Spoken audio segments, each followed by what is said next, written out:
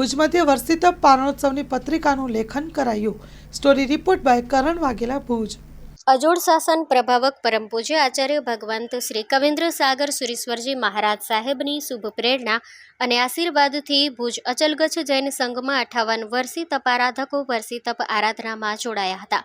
શ્રી ભુજ અચલગચ્છ જૈન સંઘ દ્વારા સામૂહિક વર્ષી તપના પારણોત્સવનું પત્રિકા લેખન કાર્યક્રમ પરમ પૂજ્ય સાધ્વી શ્રી સૌમ્યલતા શ્રીજી મહારાજ સાહેબ, પૂજ્ય સાધ્વી શ્રી કુમુદ કિરણા શ્રીજી મહારાજ સાહેબ, પરમ પૂજ્ય સાધ્વી શ્રી વિશિષ્ટ પ્રજ્ઞા શ્રીજી મહારાજ સાહેબની શુભ પાવન નિશ્રામાં યોજાયો હતો. લાભાર્થી માનવંતીબેન ચમનલાલ માવજી ઘીવાલા પરિવાર રહ્યા હતા.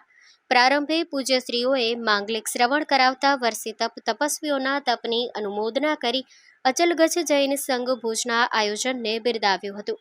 વર્ષી તપ કરી રહેલા 58 તપારાધકોના સગા સંબંધીઓ, સ્નેહીઓ અને સમાજની વિશાળ ઉપસ્થિતિમાં વર્ષી તપના પારણોત્સવની પત્રિકાનું ગીત સંગીતની રમઝટ સાથે લેખન કરાયું હતું. મહેન્દ્રભાઈ ડી શાહ, ભરતભાઈ બી શાહ, ચંદ્રકાંતભાઈ કે વોરા, દીપકભાઈ એન શાહ, ભરતભાઈ સી શાહ, રાજેશ સી શાહ, હર્ષદભાઈ બી શાહ, તેજભાઈ એચ શાહ, પુનિતભાઈ પી શાહ સહિત ટ્રસ્ટીગણ તથા કચ્છના આગેવાનો સાથે સમાજવાસીઓ વિશાળ સંખ્યામાં આ કાર્યક્રમમાં ઉપસ્થિત રહ્યા હતા.